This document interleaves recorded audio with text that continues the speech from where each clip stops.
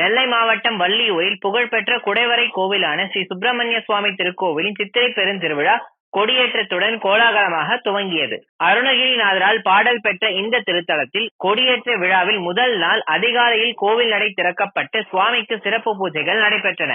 அதனைத் தொடர்ந்து மங்களவாத்தியங்கள் முழங்க கொடிப்பட்டம் கொடிமரம் சுற்றி ஊர்வலமாக கொண்டு வரப்பட்டு பின்னர் வேத மந்திரங்கள் முழங்க பக்தர்களின் அரோகரா கோஷங்களுக்கிடையே கோவில் கொடிமரத்தில் கொடியேற்றப்பட்டது.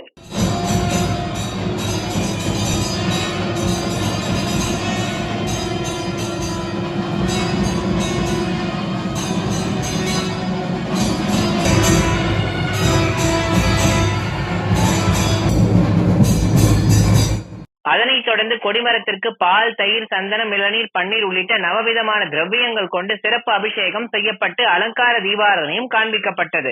இதில் திரளான பக்தர்கள் கலந்து கொண்டு முருகப்பெருமானை தரிசனம் செய்தனர். 10 நாட்கள் நடைபெறும் சித்திரை திருவிழாவில் தினமும் மாலை சுவாமி அம்பாளுடன் மயில், சிம்மம் என பல்வேறு வாகனங்களில் எழுந்தருளி வீதி உலா வந்து பக்தர்களுக்கு அருள்பாலிக்கின்றனர். விழாவில் முக்கிய நிகழ்வான திருத்தேர் ஓட்டம் வருகின்ற ஏப்ரல் 26ஆம் தேதி ஞாயிற்றுக்கிழமை நடைபெற உள்ளது. விழாவின் ஏற்பாடுகளை மண்டகப்படிதாரர்களும் இந்து சமய அறநிலையத்துறையினரும் செய்துள்ளனர்.